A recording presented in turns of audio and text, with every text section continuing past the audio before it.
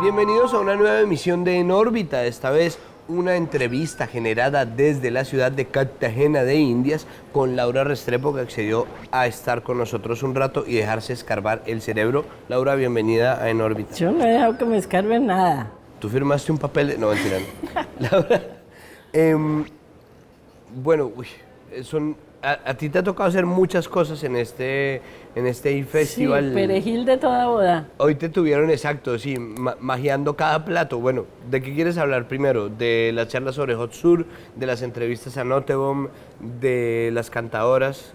¿De qué quieres hablar tú? Que no sean los de Hot Sur, no quiero hablar. Bueno, hablemos sobre las cantadoras. Bueno, eso fue un concierto en una de las plazas aquí de Cartagena con 3 muchachonas que son 3 cantantes así despampanantes, que son María Mulata y Natalia Bedoya. Y el que coordina es Fernando Gaitán. Él es como el gran maestro de ceremonias ahí. Y a mí me pusieron, yo era como el puente entre el arte y la literatura. Pero eso acababan unos rumbonones, unos ensayos que eran una maravilla. Estas muchachas que son pura energía. Y el tema del concierto era como la historia de la música femenina en América Latina, las compositoras mujeres, las grandes intérpretes, y las chinas cada una agarraba como un pedazo de canción. Y la verdad que la pasamos muy bien, yo creo que el público también, porque estuvo divino. Hubo cosas que me faltaron, voy a aprovechar aquí para contarlas. Por ejemplo, una de las compositoras que yo tuve que presentar es Consuelito Velázquez, que es la de Bésame Mucho. Sí. Entonces, después le comentaba yo, después del concierto le comentaba yo por teléfono a mi marido, que es mexicano, que yo había presentado a Consuelo Velázquez, y entonces me contó una cosa divina que yo no sabía. En México se dice que Consuelito compuso Bésame Mucho cuando nadie la había besado todavía. Pidiendo como... Pero bueno, para un adolescente es un tremendo paso escribir semejante canción. No, pero además no es cualquier canción, porque tiene como una sensación de que el amor es un destello en el tiempo y que mañana ya no, como si fuera esta noche la última vez. Gran frase. Es muy bonita y esa canción además ha sido versionada. Tiene, yo le calculo unas 115 versiones, fácil. Así es. Se supone que es la canción más escuchada y más interpretada en América Latina. Es como una especie de himno emblemático. Me gustaría que el himno nacional, me gustaría ver a Santos Uribe con la mano en el pecho cantando Bésame. Estaría bien, ¿no? Bésame mucho, como en la comedia de Lelutier, donde empiezan a cantar el himno de una república, entre comillas, bananera, que está en régimen marcial y se empieza a convertir en un bolero así por el estilo. Empiezan a cantarle a la patria y terminan cantándole a sus 2 grandes volcanes. Y eso estaría muy bien. Sería más acorde con la naturaleza de los países del Caribe. Hombre, sería menos artificial. Claro que Shakira hizo un aporte interesante con la libertad de Ublime. De Ublime. Libertad al compañero Ublime. El compañero Ublime fue liberado. El compañero Ublime sigue preso. Hay que hacer una campaña en una recolección de firmas. La Fundación Pies Descalzos, yo creo que se está ocupando de ese evento. Pero, bueno, con respecto al evento del canto, como producto terminado, ¿fue fácil hacer un libreto de fragmentos con canciones? Pues, lo que pasa es que las 3 muchachas, yo creo que en eso influye que sean mujeres, que los egos son como menos gigantescos que los de los hombres, porque ellas estaban muy dispuestas a colaborar las unas con las otras. De hecho, varias de las canciones las cantaban las 3. Entonces, en ese sentido fue fácil. Pero bueno, luego el público las vio ya con el moño y el vestido largo y no sé qué, pero los ensayos iban estas potrancas de jeans y camiseta y eso a todo vapor. Eso implicaba cierto grado de desorden, que después en el concierto yo lamenté como que el público se perdiera un poquito. El concierto salió divino, pero la energía que había en los ensayos fue como la mejor parte, yo diría. Pues eso ya ahí está el privilegio pues de estar tras bambalinas. ¿Tú eres muy melómana? Muy melómana, sí, yo sí soy muy melómana, sí. ¿Y te interesa especialmente la música femenina o es algo que pasa de largo? No, es decir, femenino, masculina no interesa mucho, pero el tema sí estaba, la verdad, muy interesante, porque era no solamente lo que componen las mujeres, mujeres que compusieron pero que nunca se supo porque tenían, por ejemplo, que camuflarse detrás del nombre del marido. Luego el tratamiento de la mujer, con cosas como interesantes como contraste con Mujer Divina, que bueno, como ya les decía yo esa noche del concierto, Mujer Divina solo la Virgen. Y por el otro lado, pues la prostituta, que es como la de Alcia Costa, la traicionera, mentirosa, ¿no? Entonces, sí fue muy interesante. Y además, porque salió como un espectro muy poderoso. No solamente porque las tres intérpretes colombianas son tres monstruos, tremendas cantantes, sino porque además, digamos, el repertorio era riquísimo. Hay canciones preciosas ahí que entran dentro de ese marco de música compuesta por mujeres o que tuvo en mujeres grandes intérpretes. Otro tema bonito fue hombres que componen utilizando voz de mujer. Estuvo muy genial. ¿Cómo quién? No me acuerdo. Yo, que era lo mío de la literatura, yo dije, como Flaubert, que dice Mambo, Arice Moi, o como Tolstoy, que habla a través de Ana Karenina, y alguien hizo el aporte, o como don Rómulo Gallegos hablando a través de doña Bárbara. Mi aparte era el lado literario. A la hora de pensar en... Es que ese asunto de la música femenina, o la literatura femenina, o el arte femenino, ¿es una forma de segregación más, o de verdad eso ayuda a equiparar un poco las cargas? Pues la difusión, como pues en general el mundo es como la casa del árbol y el club de los machitos, pero hacer estos especiales, la estas pequeña reuniones, Lulú y Toby con su y club. los chicos del oeste, es decir, hacer estas distinciones, estas historias de lo femenino, ¿es una forma de segregación más o de verdad ayuda a igualar? Bien, ese es desde luego un tema ahí muy interesante. La Marguerite Yourcenar, que era mujer, pero además escribió unos libros que cualquier hombre escritor hubiera querido escribir, es decir, portentos de la literatura universal. Y Marguerite Yourcenar decía una cosa muy bonita, decía, quien escribe está por encima de su propio género. Y decía, y quien escribe bien está inclusive ligeramente por encima del género humano. Y tiene mucha razón, evidentemente eso es así. Lo que pasa, Santi, es que también, digamos, para las mujeres es interesante reconocer como su propia voz o su propia historia o recovecos del alma y de la vida de las mujeres que de pronto sí requiere que se pongan un foco para salir a luz. Durante mucho tiempo en la historia fuimos invisibles, no fuimos noveladas, no fuimos reconocidas, no fuimos aceptadas. Entonces, una indagación en cómo ha sido la historia, de cómo fue apareciendo lentamente toda esa energía femenina que hoy es la que mueve al mundo, porque eso ya no lo para nadie. Pero sí es interesante la historia, en este caso de cómo van apareciendo las compositoras femeninas, de eso cómo va apareciendo, es una historia interesante, como sería muy interesante, por ejemplo, un concierto donde cómo va surgiendo la música negra. Hoy estamos aquí en el Día de la Candelaria, en Cartagena, donde se celebra que en el día de la fiesta de la Candelaria era el único día durante la colonia en que los negros se les autorizaba a cantar su propia música. Entonces se reunían las 72 etnias africanas que había y cantaban sus viejos cantos africanos. De ahí que nace la cumbia y nacen los cabildos. Entonces, ¿cómo no va a ser interesante reseñar cómo surge, cómo va creciendo en América la música negra? Un poco lo mismo, ¿cierto? ¿O no? No, pues estaba pensando y estaba estableciendo un patrón. Vale. Es porque... Patrón del mal. Pues, no, otro patrón. ¿Otro? Es un patrón más bien como edípico. Yo estaba pensando, es porque, mira, esta es la fiesta de la Virgen de la Candelaria. Las peleas muchas veces fueron zanjadas, bueno, con la Virgen de Chiquinquirá, la Virgen del Rosario, que se le apareció a los chimilas que cazaban a los españoles, de donde nació la leyenda vallenata. Se me ocurre pensar en la historia de la música femenina, en la historia además, bueno, en general pues de los negros, la historia de los indígenas. Normalmente es la Virgen la que entra a zanjar precisamente esas disputas y esos rechazos y esas marginalizaciones. Sí, la Virgen. Nosotros somos un La Virgen país... que es mamacita, contradictoriamente, Exacto. es la mamá. Nosotros somos un país bastante edípico, ¿no? Es precisamente a eso era lo que iba. ¿Qué tan edípicos somos los colombianos? Ah, me lo quieres decir.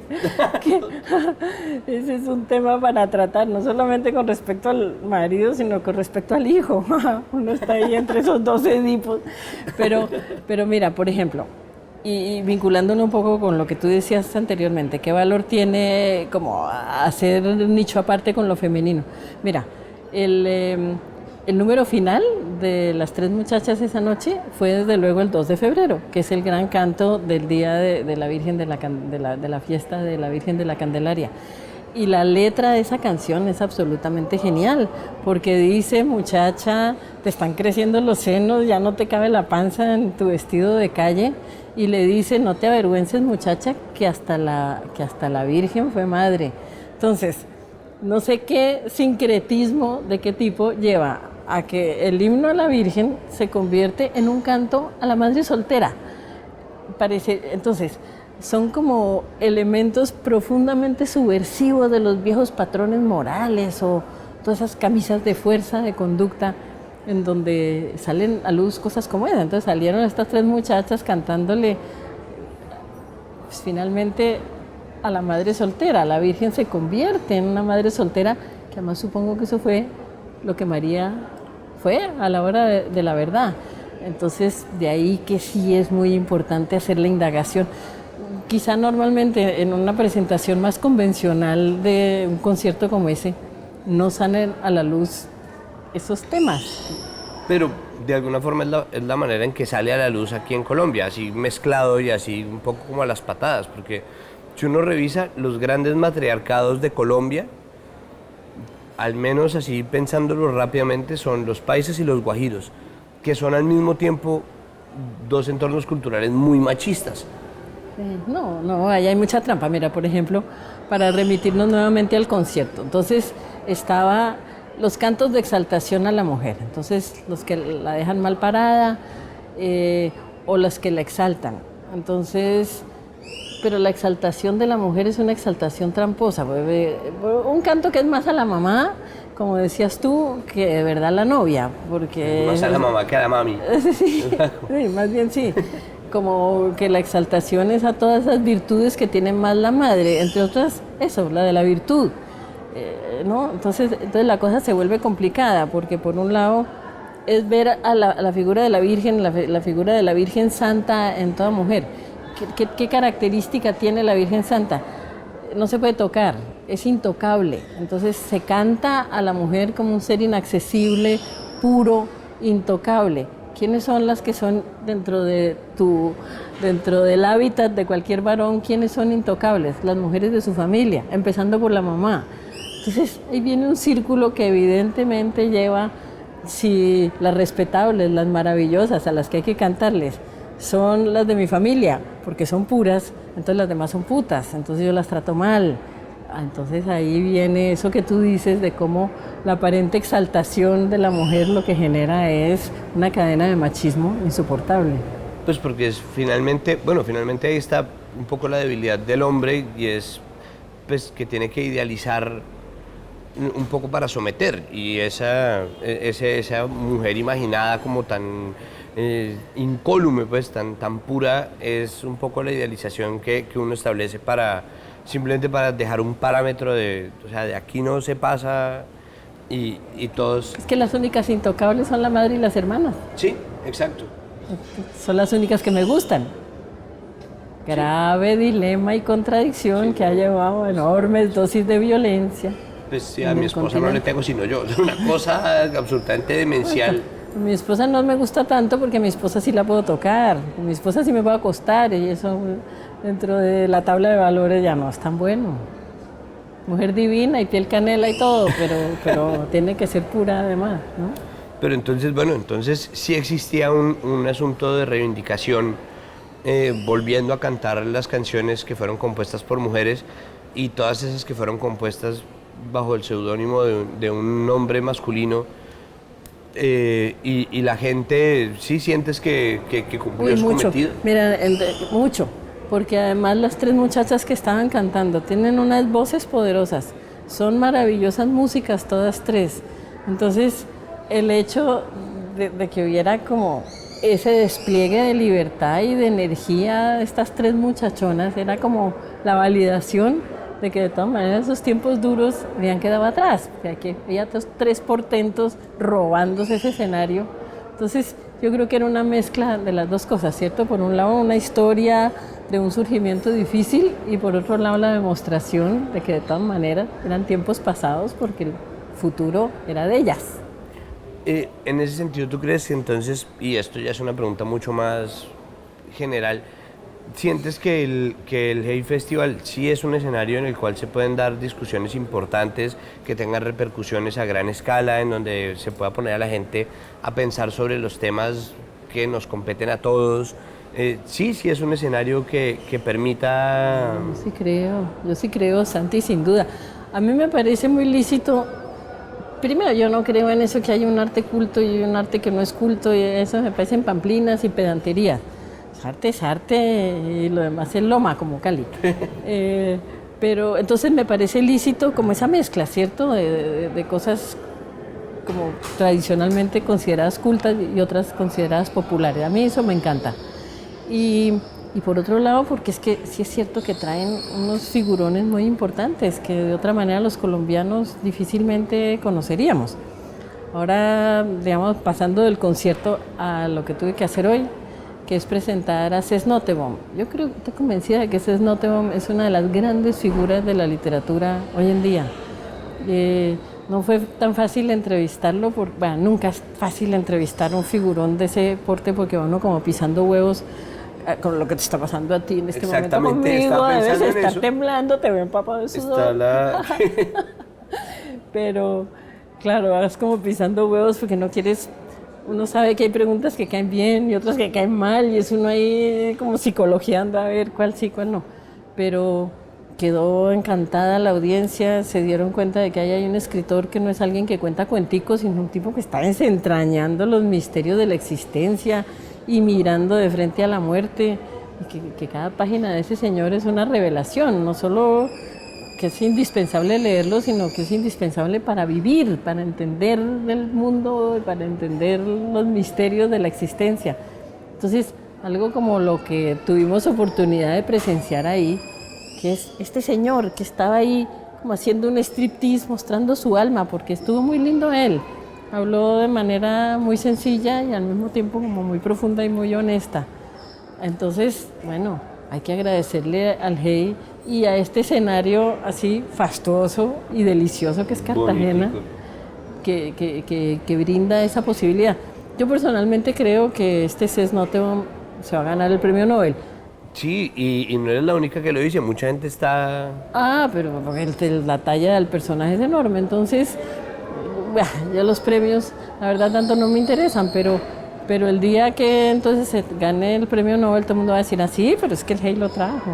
Claro, bien, el Hey, pues sí, ya trajeron un premio Oscar de la Academia. Sí, además, bueno, ¿y cómo te fue de este lado de la entrevista? ¿Tú qué tan a menudo estás de preguntadora? Yo mucho, es que a mí me gusta mucho más. ¿Sí? ¿Prefieres? Sí, claro, siempre mucho más divertido. Lo otro, pues, finalmente, como yo tengo 12 libros, entonces varias entrevistas, entonces uno acaba como repitiendo un poquito el mismo rollo. Pues de hecho te quería preguntar sobre eso, ¿cuánto tiempo necesitas tú para volver a querer un libro después de haber respondido 700 preguntas? ¿Sabes qué pasa? Que un buen entrevistador de todas maneras es un lector y la conversación con un lector siempre es una delicia porque es como el otro lado del ping-pong, ¿cierto? Entonces no importa como qué tan cansado estés tú con tu propio libro, la delicia es que te estás enfrentando a la lectura que alguien hizo y te está presentando un libro que no es del todo el tuyo, sino el suyo, el que se apropió. Y es como el feedback que uno necesita. Entonces una buena entrevista sí es una delicia porque te hace pensar en un montón de cosas que nunca ni sospechaste cuando estabas escribiendo eso, ¿cierto? No, yo leí esto y esto, te dicen. pues éxitos, no fue lo que yo exacto, escribí, bueno, pero sí, ahí ya... pero muy interesante para uno ver como cuál es el espectro que la lectura, que la escritura, cuál es el espectro de lectura que la escritura abre. Entonces, ¿y eso quiere decir que te llevas de Cartagena entonces un montón de ideas nuevas? ¿Ya tienes un No, nuevo... porque no ha pasado. Me va a entrevistar el chino Ahorita Felipe vas Restrepo. a hablar sobre Hot Sur. Claro, que ha preparado eso muy bien y que es un investigador así incisivo y que se leyó todas mis vainas y ahí va a ser muy interesante para mí ver a ver cómo sale esa entrevista. Bueno, excelente. Nosotros aquí paramos. Pues, bueno, te dejamos además ir al evento. Muchísimas gracias por habernos dado este tiempo, Laura. De verdad que, pues nada, mil gracias y sabes que lo que necesites de Nórbita, pues a la orden. Me gustaría que me hicieran un chequecito, ¿no? Ahorita pasamos, pero tengo cheques del Banco de Tío Rico. Ahorita. Bueno. Ustedes, señores, sigan pendientes de nuestras entrevistas. Recuerden que esta la pueden ver completa en www.enorbita.tv. Rodrigo invita a la próxima. Nos vemos.